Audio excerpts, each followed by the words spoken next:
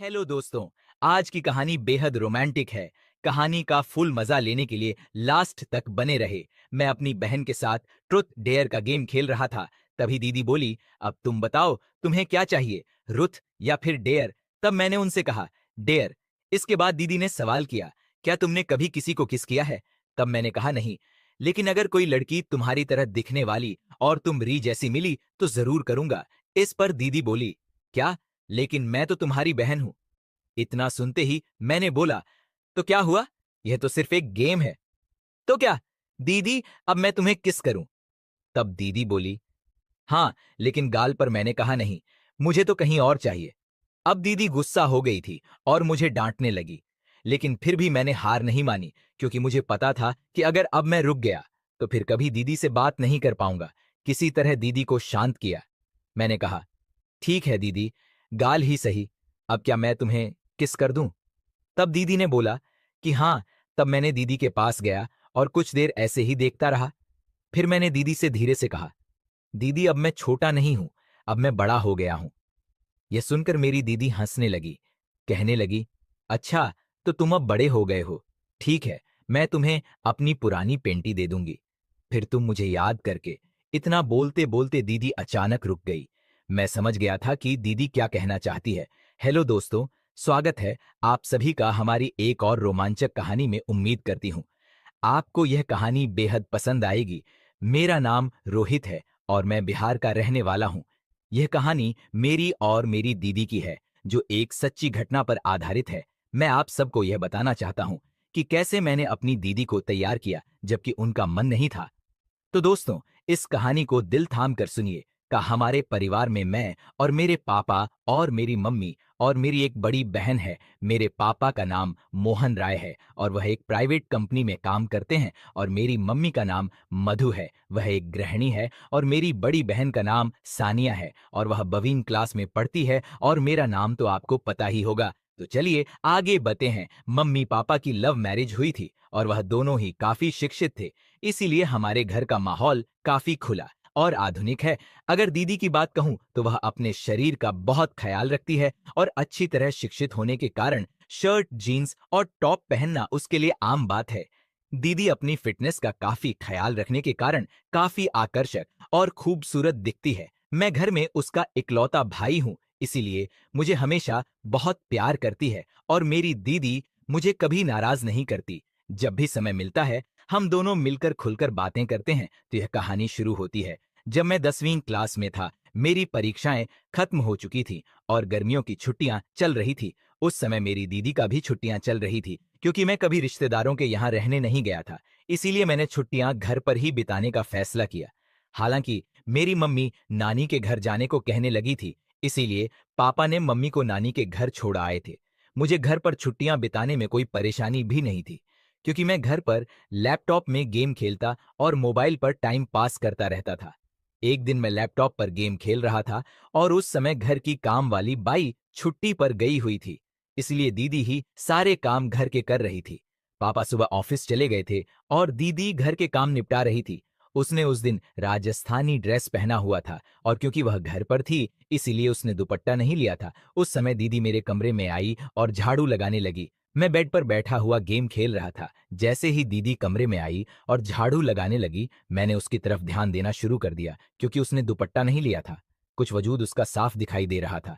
अचानक दीदी ने मेरी तरफ देखा और बोली, उठ, मुझे बेड सेट ठीक करने दे और फिर अपना गेम खेलना। फिर मैं तुरंत दूसरी तरफ देखने का नाटक करने लगा और फिर उठकर बाथरूम में चला गया। बाथरूम में जाकर मैंने सोचा कि कहीं दीदी ने मुझे देखते हुए देख तो नहीं लिया। उस समय मैं बहुत डर गया था, लेकिन मेरे मन में कई तरह के विचार चलने लगे थे। मैं समझ नहीं पा रहा था कि जो मैंने देखा और सोचा, क्या वह सही था या गलत।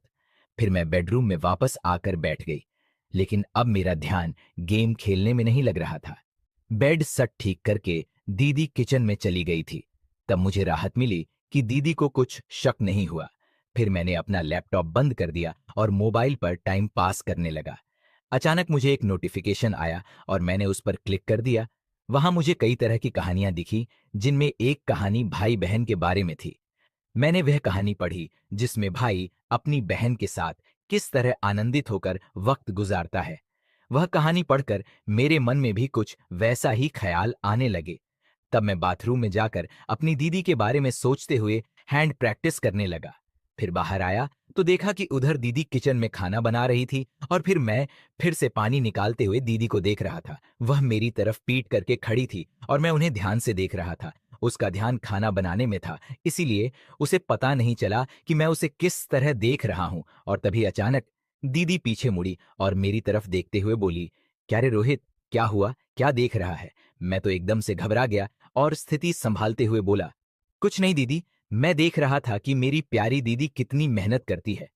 सुबह से लेकर रात तक यह सुनकर दीदी को बहुत अच्छा लगा और उसने कहा, हाँ भाई, कुछ सालों बाद तुम्हारी पत्नी भी आ जाएगी मम्मी की मदद करने के लिए। और इतना कहकर दीदी हंसने लगी। मैं अपने बेडरूम में चला गया और सोचा कि दीदी को क्या पता कि मैं उसे ही देख रहा था और क्या सोच रहा था। इस तरह दीदी को देखते देखते कुछ दिन निकल गए और तब मैंने सोचा कि सिर्फ देखने से कुछ नहीं होगा, कुछ प्लान बनाना पड़ेगा। ऐसा सोचते सोचते शाम हो गई और पापा ऑफिस से घर आ गए। उन्होंने कहा कि ऑफिस के काम के लिए मुझे 10 दिनों के लिए विदेश जाना पड़ेगा। यह सुनकर मैं मन ही मन बहुत खुश हुआ और मैंने सहमति में सर हिला दिया। फिर 3 दिन बाद पापा जाने वाले थे और मैंने ठान लिया कि जो भी करना है इन 10 दिनों में ही करना है, नहीं तो फिर ऐसा मौका कभी नहीं मिलेगा। अगला दिन मंगलवार था। पापा जाने वाले थे, इसीलिए थोड़ी बहुत शॉपिंग करनी थी। दीदी और पापा शॉपिंग के लिए निकलने वाले थे। तब मुझसे पूछा, तू जाएगा क्या? तब मैंने मना कर दिया और कहा, आप लोग जाओ, मैं गेम खेलूंगा। फिर दीदी और पापा शॉपिंग के लिए चले गए और उनके जाते ही मैंने दरवाजा लॉक किया और उनके बेडरूम में गया। मैंने अलमारी खोलकर देखा कि क्या मुझे कोई आइडिया मिलता है।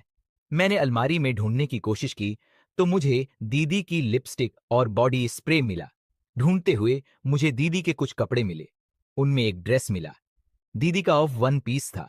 उसे देखकर मैंने सोचा, दीदी इस ड्रेस में कैसी लगेगी। यह सोचते सोचते मैंने अलमारी में कपड़े ठीक ठाक से रख दिए, लेकिन बेडरूम में दीदी की फोटो देखकर मुझे फिर से कुछ अजीब सा महसूस हुआ। अब मैंने मन में ठान लिया था कि दीदी के नाम पर कुछ भी नहीं होने वाला। अब कुछ करना ही पड़ेगा, तभी मैं शांत हो पाऊंगा। सब कुछ ठीक से समेटकर मैं हॉल में आकर टीवी देखने लगा। तब दीदी और पापा वापस आ गए और वह भी आकर हॉल में बैठ गए। इस तरह वह दिन तो निकल गया और अगले दिन पापा जाने वाले थे, इसलिए दीदी ने जल्दी उठकर सब कुछ समेट दिया और पापा को नाश्ता देकर घर के बाकी काम करने लगी। सुबह के 8 बजे पापा हमें बाएं बोलकर चले गए और दीदी भी घर के कामों में लग गई।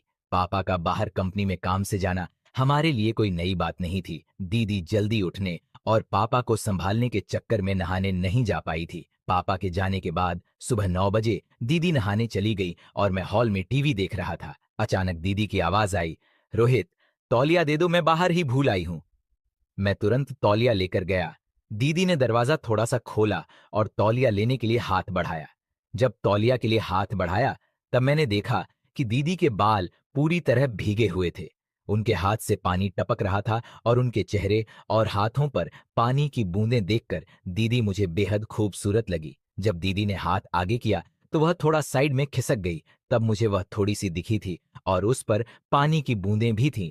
उसके हाथ जैसे मुझे अंदर बुला रहे थे, लेकिन वह चालाक थी, तुरंत अंदर खिसक गई।